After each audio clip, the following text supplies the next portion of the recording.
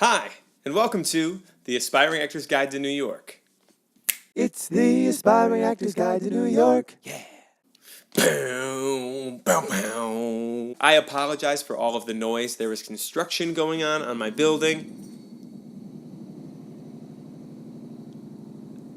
And it's awesome. I'm not frustrated at all about it.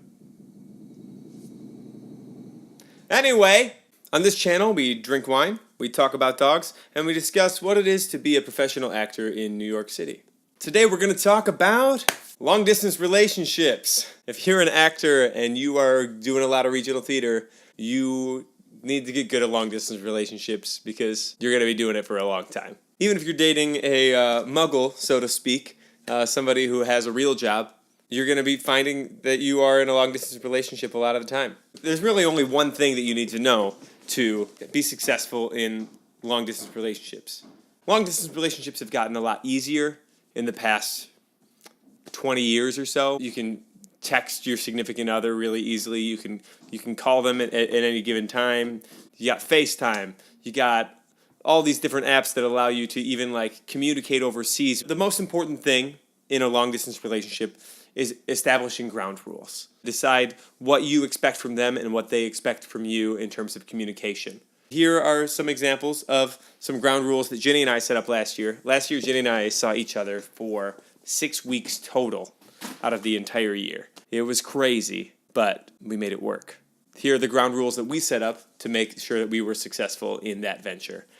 Rule number 1, talk on the phone every night before you go to bed. Not everybody has to do this, but I do recommend that you talk on the phone at least once a day. Maybe if you guys wake up around the same time, talk then. You might not have a whole lot to talk about, but it's important that you are available if the other person has something to talk about. And even if they don't, it's just nice to hear the other person's voice. Rule number 2, video chat at least once a week. This wasn't actually a rule that we set up. It was just kind of something that we started doing because we liked it. It ended up kind of becoming a rule over the course of the year, and I really liked it. Try to video chat. It's super nice. I think video chat is a weird phenomenon, but I like it, and I liked seeing my wife's face when I wasn't going to be able to touch her face anytime soon. Speaking of anytime soon, the most important rule that we have, rule number 3. This is the last rule. I actually kind of stole this one from Tracy and Ellie. Shout out to Ellie Francis. Hire her. She's super talented. Never go 6 weeks without seeing each other. It's really, really difficult to be like, when am I going to see you again? But if you have a trip planned 6 weeks out from now and you're saying goodbye, you can be like, see you in 6 weeks. I love you. It's a doable amount of time, both financially and emotionally. 6 weeks is our golden rule. So even if you are seeing each other only for 2 days, 3 days at a time, 6 weeks isn't so bad. Anyway, thanks for coming out. Write in the comments below if you have any questions or concerns, or if you like my Camp Half-Blood tank top. Summertime, folks. If you like this channel, please subscribe. I'll be releasing new videos every Theater Thursday at 3.